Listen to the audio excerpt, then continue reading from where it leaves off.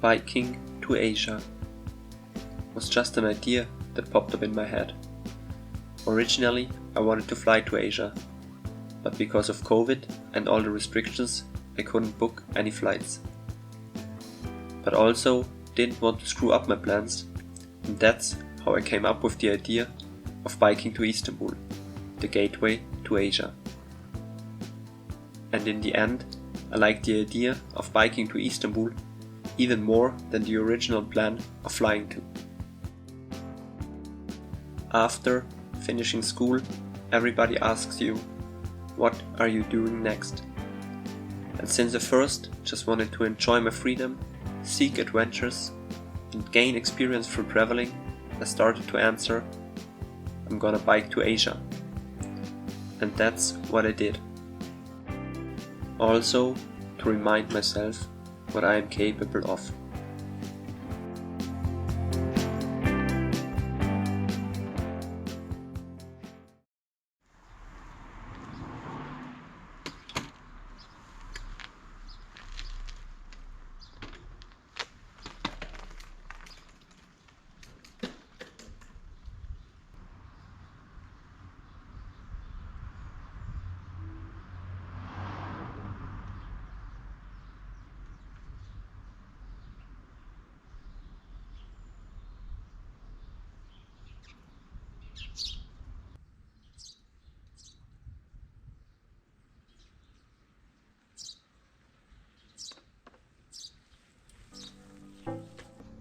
Jetzt fahre ich wirklich.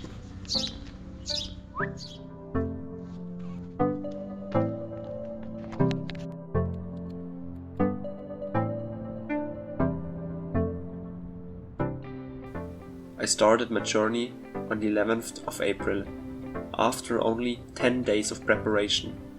Nothing was planned. 2 weeks before I started, I didn't even have a bike.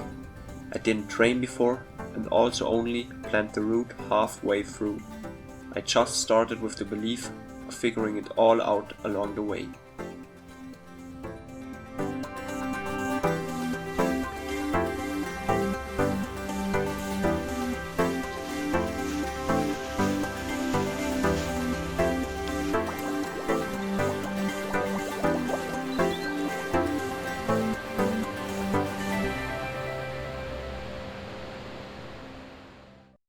You have to get used to the rhythm of biking.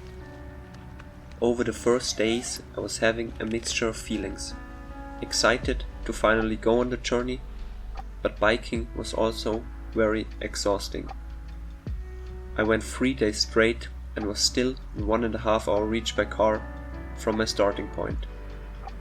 With all the luggage I made way less kilometers a day than I calculated. And I got stressed. Because of the feeling of not making any progress and the huge amount of distance still in front of me.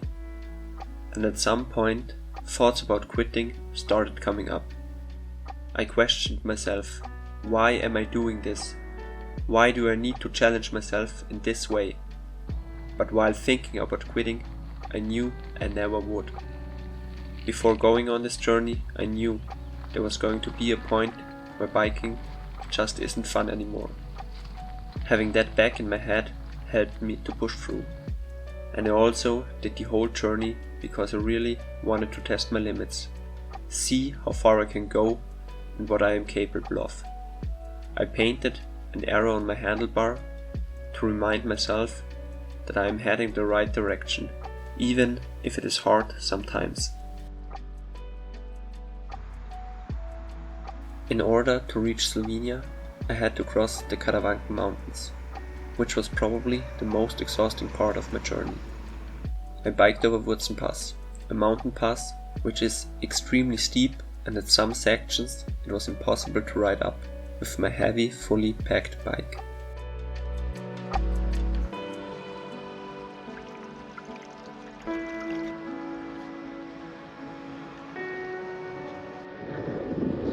It's day 5 today. I'm right now in Slovenia and feel a little bit sick.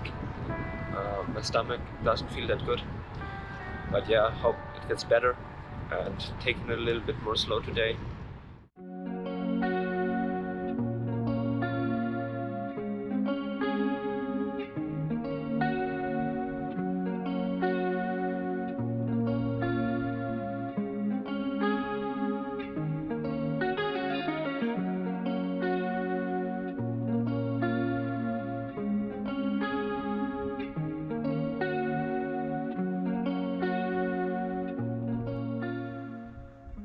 my chain just broke, and I realized I don't have like a spare link with me, so let's see how I can fix it, but I have no idea. Fuck, man. Feeling so dumb. I managed to repair the chain, but then I put it on the bike and made a mistake, so I have to open it again. I hope it works. Fuck.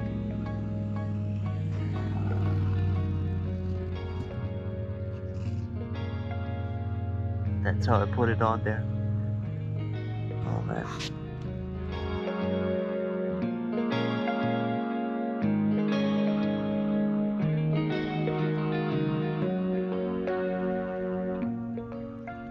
I got used to the dynamic of wild camping quite fast. What I figured out during the journey that worked very well was asking locals if they know a place where I can pitch my tent. Through this, I got in touch with super many friendly and helpful people. Also, on the countryside, many people had a field where it usually was never a problem to camp. Since wild camping is kind of a grey area, it's always a good and safe feeling if you know you are allowed to stay at a place and don't have to worry about getting caught or something similar.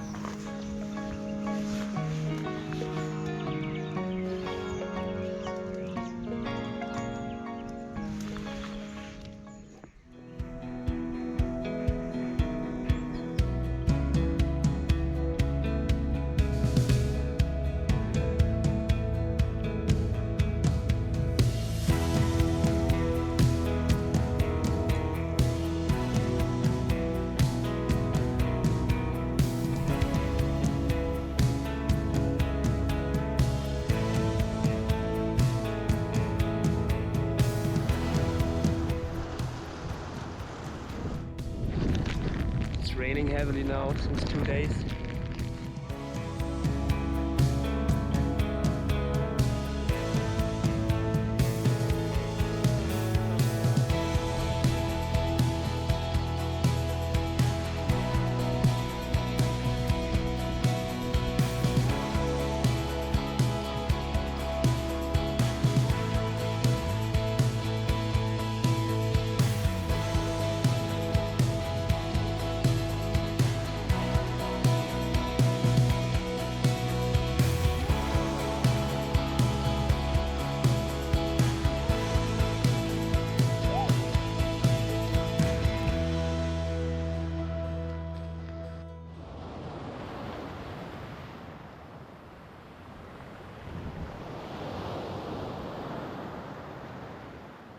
At some point on my journey, I realized that I am happier while biking than I am in my daily life at home. So I asked myself, why am I happier while biking, living with so little things compared to home, where I have basically everything?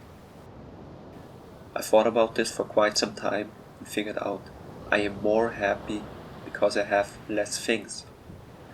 I am more happy because I have to worry about less. And that really made a lot of sense to me. My daily biking life was simple. When I woke up, I packed all my stuff within 20 minutes and was good to go. The only thing I had left to do was just biking. And there was a lot of empty space in my head.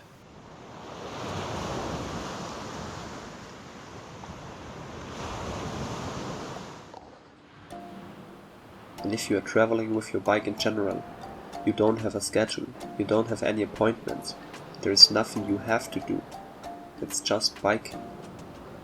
There is a big shift of what you value. But honestly, a proper shower, proper bed and a proper toilet is what I also really missed while traveling.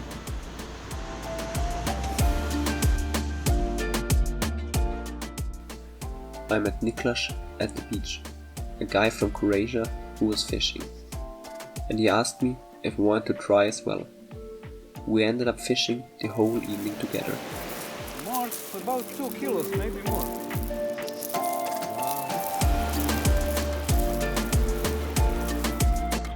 Wow. Montenegro border is about 300 meters away. Yeah, man.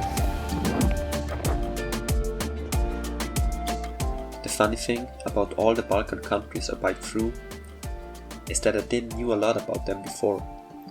I just had a rough picture of the Balkan in my head. I basically knew nothing before entering. I needed to Google the language and currency because I had no idea.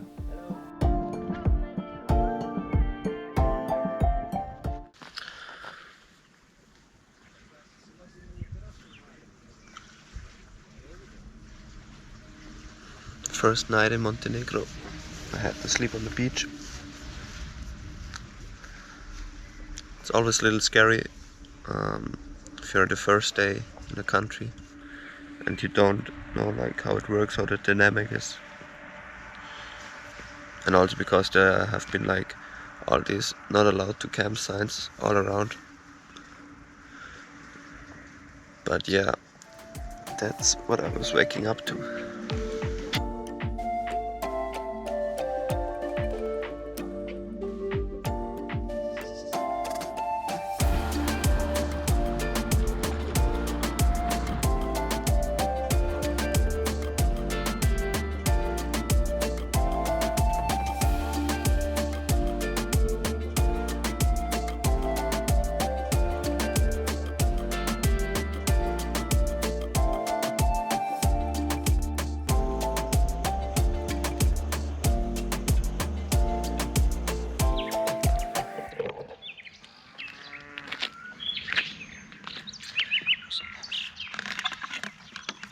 Got a pretty good spot, and today is the first day in Albania, and yeah, I can feel that's a lot different from the countries before.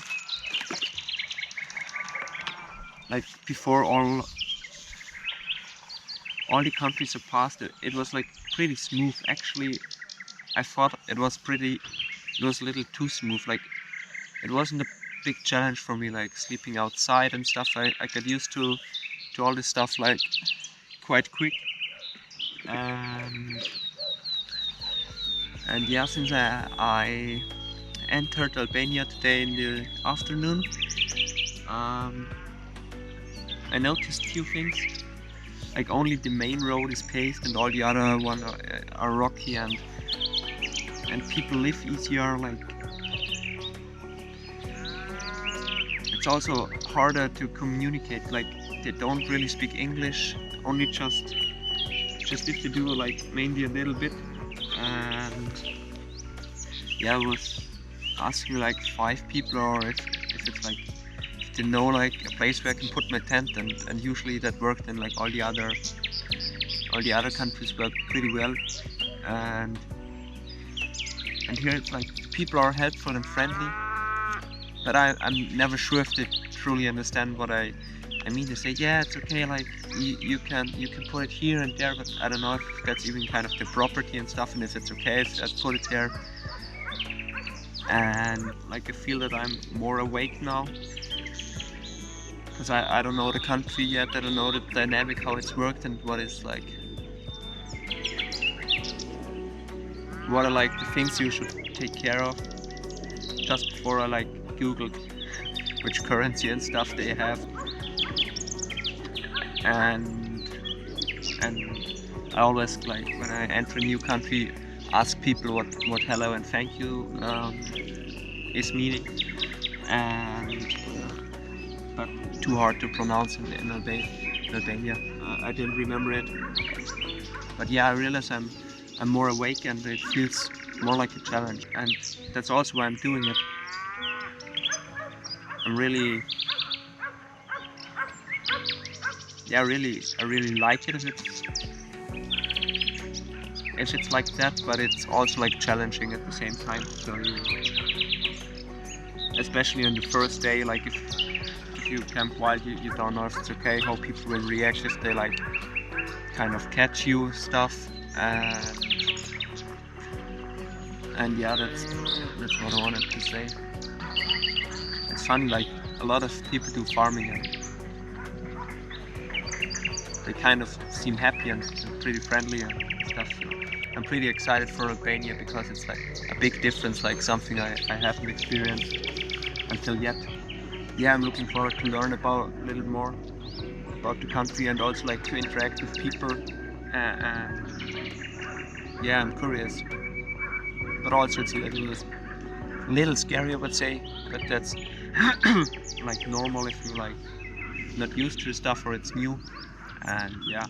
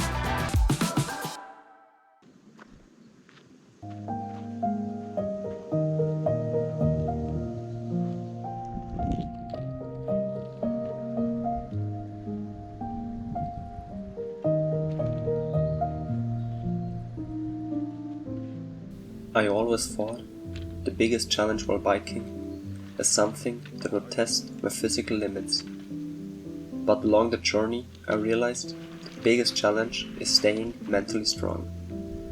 The biggest challenge was not being alone, it was being with myself and having no distraction from myself.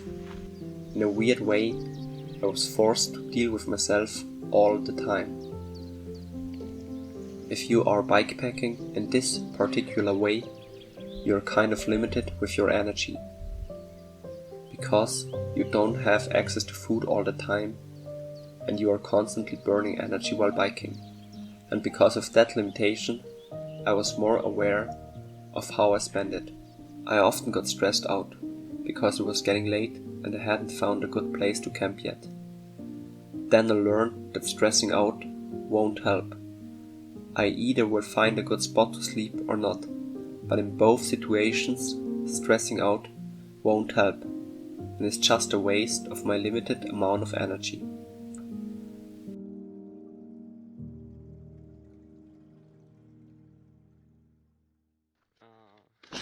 I just filled up my water bottles and people were asking where I'm going, and I'm going to Macedonia. I have to go like over the mountain, and they say that like the road is getting worse, and at some point it's not really a road because it's built by people, and they're worried if I go there because it's like now it's 4 o'clock and gonna be dark, and they say like on top it's not secure, and like my maps said I'm like 1.5 hours away from like the next big city, and they said like only go to the top is like 2 hours. I exactly remember this point on the journey. I was worried, and everybody told me I shouldn't go further. Locals told me the passage isn't rideable with the bike, but I was already too far in the mountain and didn't want to turn around. So I still decided to go. As soon as I arrived at the passage, I realized locals have been right. There was no way I could bike this path with all my luggage. But then, the biggest coincidence happened. At the exact same moment when I started blaming myself for not listening to the advice of locals, a farmer came by with his tractor, also heading in the same direction. I don't know who suffered more on the way down, the bike or myself, but we made it over the passage and reached the next city.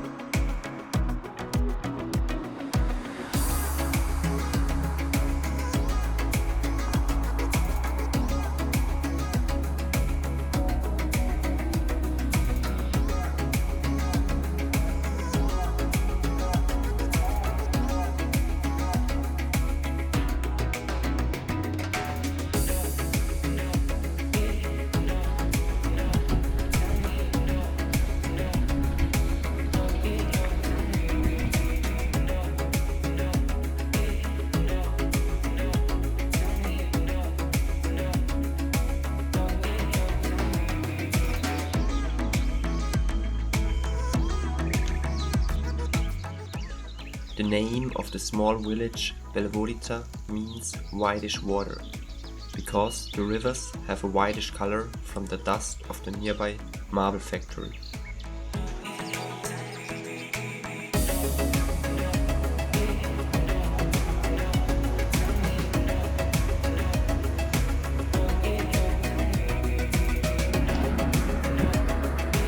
Look at this. Amazing.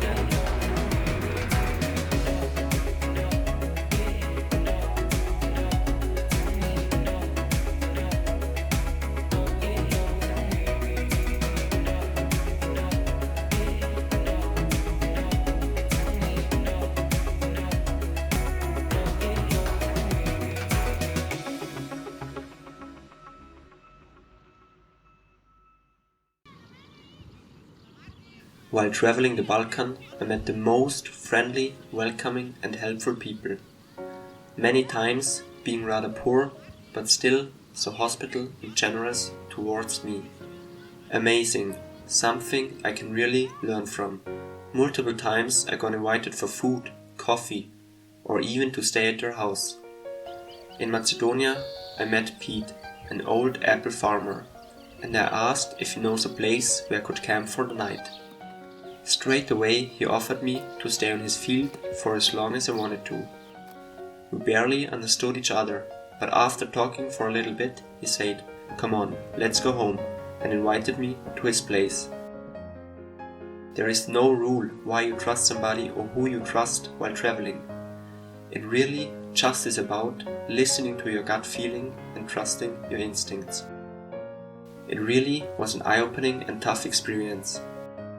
Pete lived in one room. There were 2 couches and a stove to cook, make fire and heat the room. Knowing that there are people having to live that simple, it is a complete different feeling experiencing it in person. Even though Pete had very little, he was one of the most welcoming persons I met on my trip. He cooked dinner for me, and I could feel that it was really important for him that he is able to accommodate, help and provide food for his guests. I didn't get a good night of sleep because I was just thinking, hopefully I don't get a carbon monoxide poisoning from all the smoke coming out of the stove. But for sure I left the next day with an overwhelmed feeling from the kindness of strangers.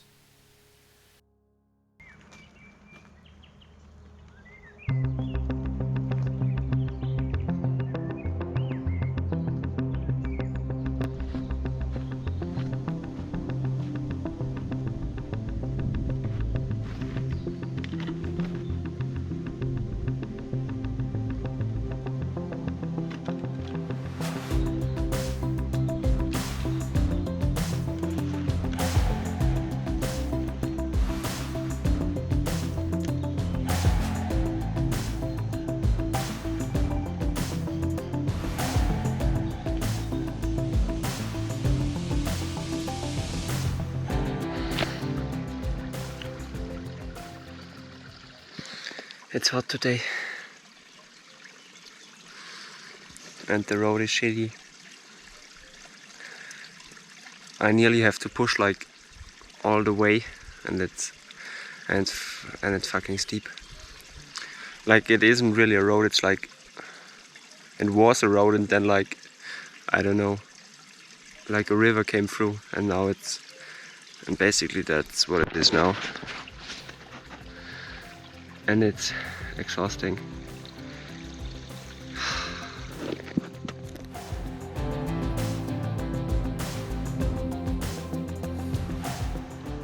You are brave, doing such a thing and doing it alone.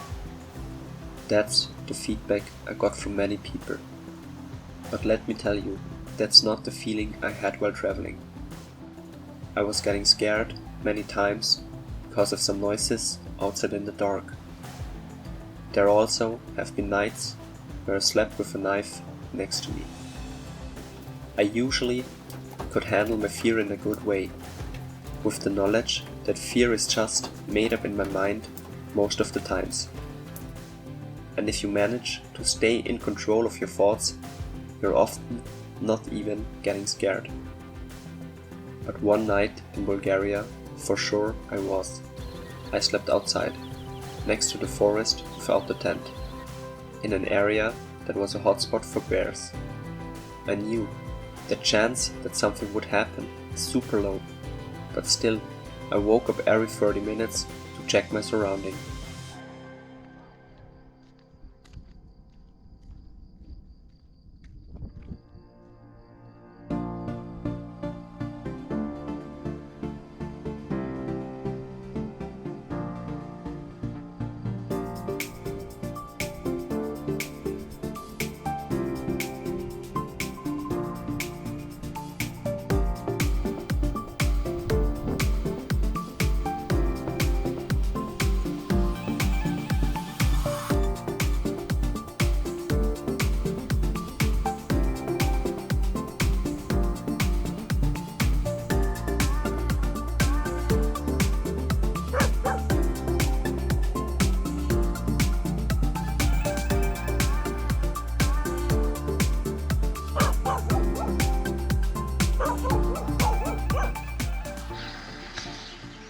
I just booked my flight back home, and yeah, weird feeling I have to say, but yeah, I'm really enjoying the journey and kind of don't want it to end it. I think like that's a normal thing if you're like traveling, but also looking forward. After booking my flight, the way I traveled changed. I knew the amount of kilometers and the days I had left to reach my destination. I simply divided the remaining distance of about 1000 kilometers by the amount of days I had left. This meant I had to bike only about 55 kilometers per day to reach my destination in time.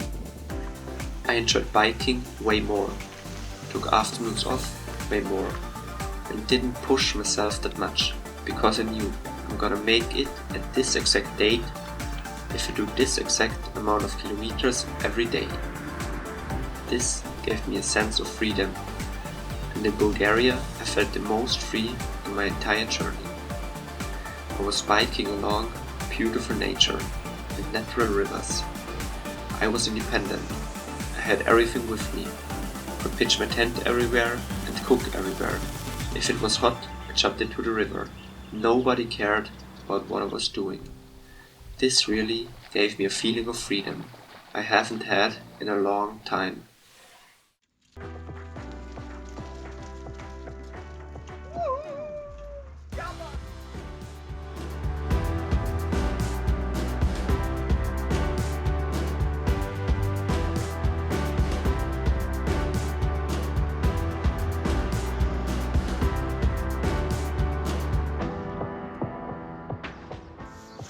This is where I slept today.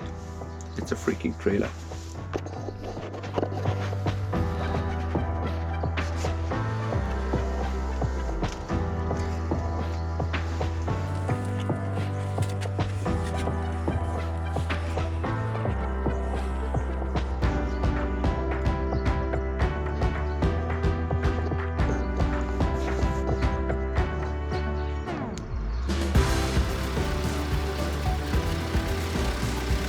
Türkiye'ye hoş geldin kardeşim. Daha yardımcı olacağız. Kardeşimiz Türkiye'ye geldi. Akşam onu yolda buldum. Aldım eve götürdüm. Misafir ettim. Yemek yedim, yatırdım, bitirdim. Buradan göndereceğim İstanbul'a. Ama traktörle gidiyoruz. Traktörle gidiyoruz. Evet. Traktörle gidiyoruz İstanbul'a. Ha, onun parası var. Bisikleti var, ondan da yol göndermem. Traktörle götüreceğim.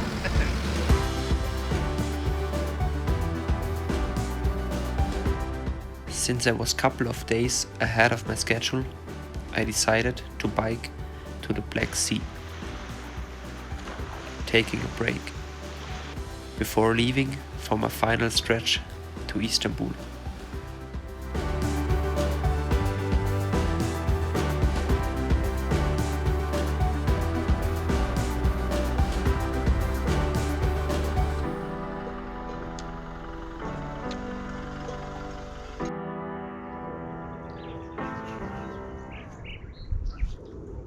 Last day in the tent today.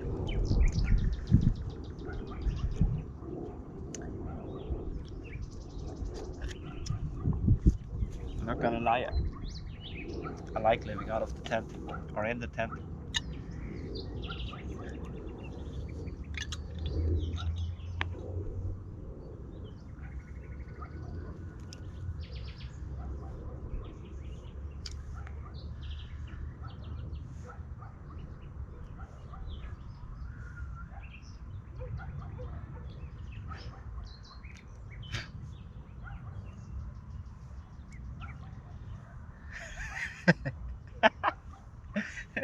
Essiggurkel mit Nudeln, Alter. Was gibt's Besseres?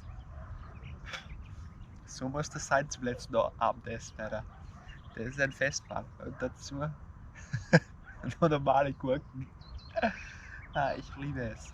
Last day in the tent today. Yeah, a little sad. Really enjoy living in a tent. It's easy.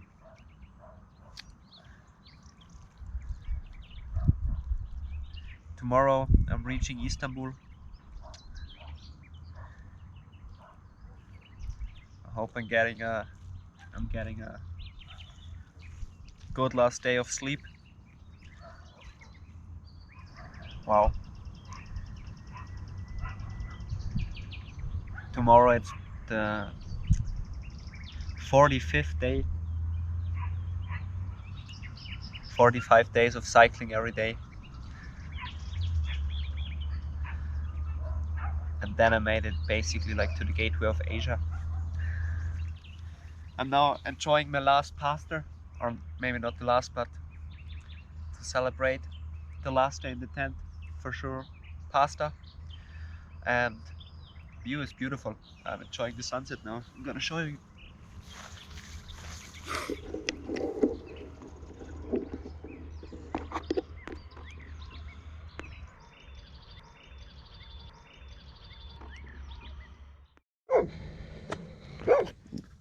There are dogs just outside the tent and pissing me off when I want to sleep, man.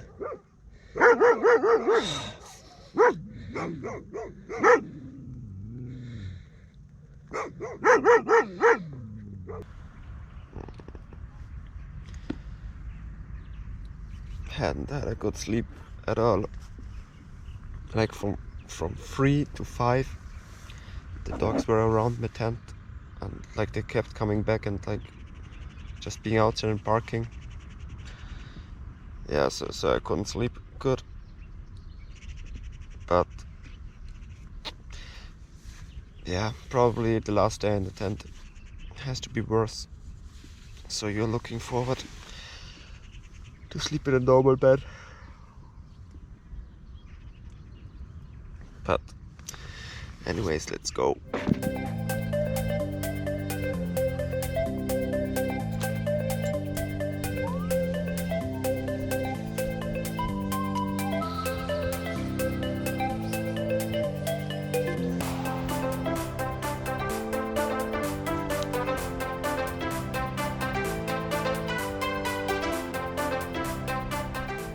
Crucial today.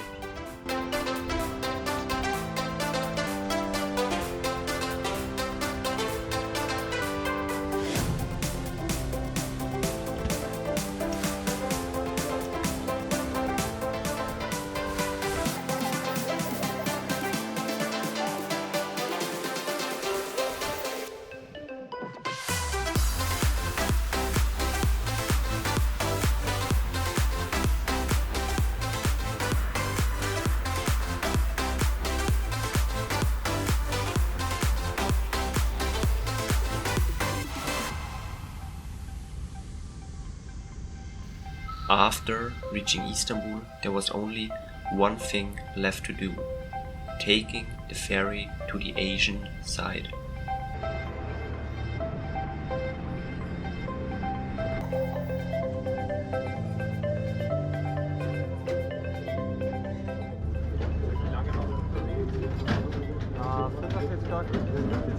Ja. Jetzt geht's. Hafen, Flugzeit. Ja. Coole Sache.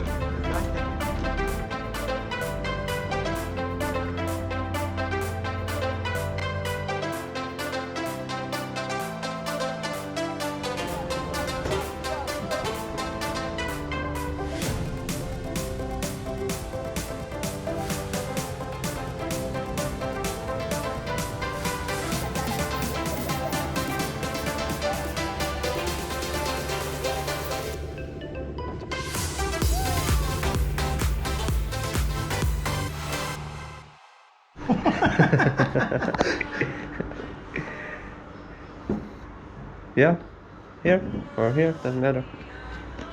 Then I just keep it as a memory, like souvenir from journey.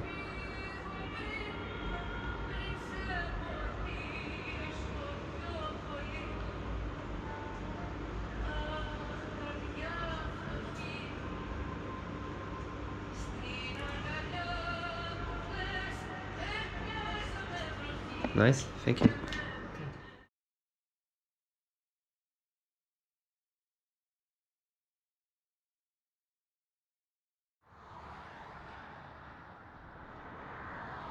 To end this journey with a challenge by its own, I had to bike with all my luggage and the bike box to the airport. On the highway, the only way possible to get there. Over 2,700 kilometers, 45 days of cycling every day, and flying all the way back home took me only 2.5 hours.